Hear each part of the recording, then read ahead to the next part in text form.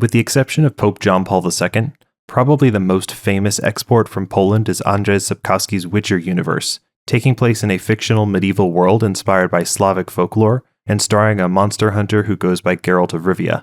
Sapkowski's Witcher books started in the 80s as a short story written for a fantasy and sci-fi magazine. Then they became a series of short stories, and from there, they snowballed into a multi-book epic fantasy saga. For this video, let's start with the two collections of short stories. Chronologically, our first collection of short stories is 1993's The Last Wish, which introduces us to Geralt as an itinerant monster hunter in a guild known as the Witchers.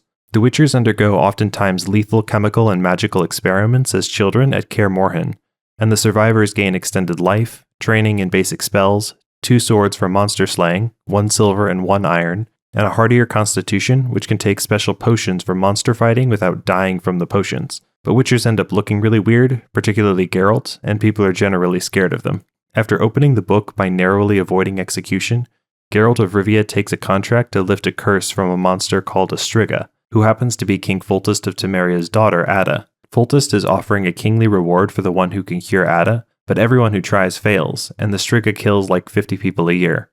The king's governor, Velerad, tries to impress upon Geralt that the task is basically impossible, but Geralt is a professional and he's unfazed, so he solos the monster for 3 days and 3 nights, thus breaking the curse. In the next short story, Geralt encounters a monster called Nivellen, who was cursed for attacking a priestess in his youth. Women are kind of into Nivellen as a monster, so he's pretty cool with being one. But unfortunately, one of the women Nivellen attracts is a murderous Bruxa, a vampire. Geralt fights and kills the Bruxa, but not before she inadvertently lifts Nivellen's curse with a proclamation of true love. This next short story is a big one, introducing us to our first sorcerer, giving Geralt his moniker the Butcher of Blaviken, and giving us our first real insight into the inner workings of Geralt's mind, with his iconic anti-utilitarian quote, "Evil is evil. If I'm to choose between one evil and another, then I prefer not to choose at all." In this story, a sorcerer named Stregobor explains that he and his sorcerer friends have been hunting women born under the curse of the Black Sun, because such women are supposed to be harbingers of the end of the world. But in Geralt's eyes, they have been hunting innocent women for political reasons, with simply the excuse that they are malicious mutants. One woman, a princess who escaped the sorcerer's purge, was called Renfri, and she wants revenge on Stregobor.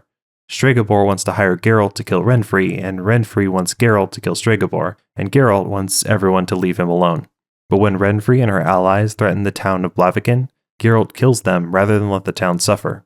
But Geralt's heroism is not really interpreted that way by the locals. In our next short story, Geralt, the Butcher of Blaviken's legend is growing, and his services are recruited by a monarch, Queen Calanthe of Sintra, who is trying to secure an alliance with the Skellige Viking guys by marrying off her daughter, Princess Pavetta. But there's a wrinkle. A mysterious knight arrived who once saved the late king's life, and this knight invoked the Law of Surprise. The Law of Surprise is a big deal in the Witcher universe, and it means that the person who saves you will receive whatever they find when they return home. And this Law of Surprise is how Geralt himself was once recruited from his family to become a Witcher, although this is later retconned. Geralt surmises that Calanthe wants him to kill the knight, named Duny, but Geralt doesn't believe in killing random humans for money. When Duny is threatened, Pavetta reveals fabulous magical powers she can't control, which she inherited from her telepathic grandmother, and a magical line called the Elder Blood. Geralt knocks Pavetta out with the help of a druid called Mausiek, and Calanthe relents and lets Pavetta marry Duny, which Pavetta already wanted to do. I'm like 90% sure Mausiek is the same character as Ermion in The Witcher 3, but sometimes Witcher media translates the Polish names wildly inconsistently. Duny feels indebted to Geralt since Geralt didn't let Calanthe kill him, and Duny asks Geralt to name a reward. On a whim, Geralt invokes the Law of Surprise himself, saying he will return in 6 years to recruit a new Witcher, Pavetta's child. Next, Geralt joins his womanizing troubadour friend Dandelion on an adventure, where Geralt is supposed to drive out a horned Sylvan from a village, but instead, he and Dandelion get captured by some elves who are employing the Sylvan. In this universe, elves are super mad and bitter about humans 24/7 because of warfare between their peoples 500 years ago, and the elves suck at providing for themselves because they're hippie vegan types who never learned agriculture or basic farming, and they're making that Geralt's problem. But Geralt and Dandelion are saved by Lily, who seems to be some sort of minor god or guardian spirit of the field where the village was built, who just shows up and makes everyone play nice. The next short story is the titular Last Wish, where we're introduced to Geralt's on-again, off-again toxic goth girlfriend, Yennefer of Vengerberg.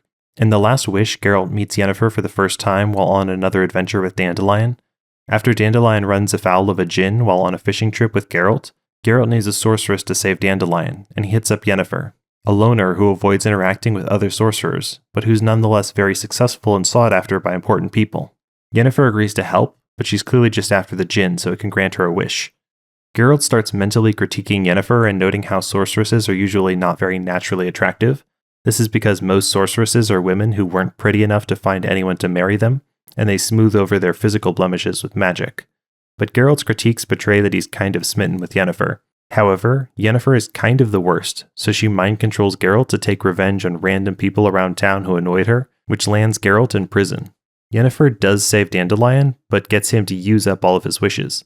This way, Yennefer thinks she'll be able to control the genie herself, and she tries to subdue it while the town starts to be destroyed around her.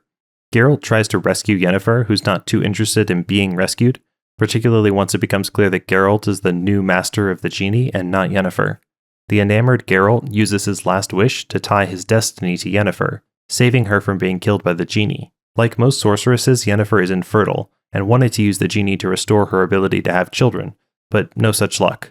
To give the preceding short stories some overall focus, Sapkowski crouches them inside a larger narrative of Geralt recovering from some injuries from the Striga under the care of a priestess named Neniki, who serves the fertility goddess Meletali.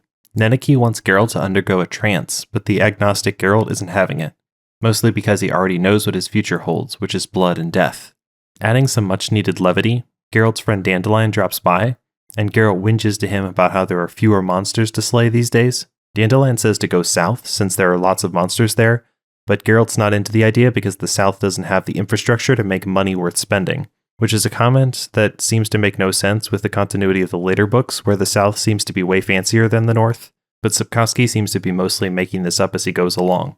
After healing, Geralt and Dandelion journey off together and run into the Order of the White Rose, specifically a guy called Talis who hates witchers. But Geralt outsmarts him and gets him to whack himself with his own sword, and gets the heck out of there.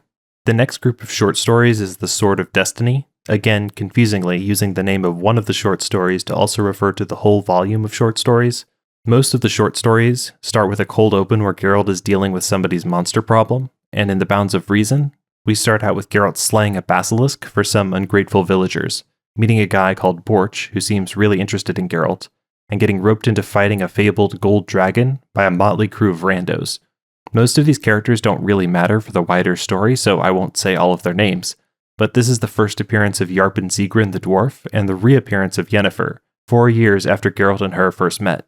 And Dandelion is also here for some reason. Geralt doesn't really care about fighting the dragon, but he enjoys the company, although Yen is mad at Geralt because they seem to have had a bad breakup between short stories.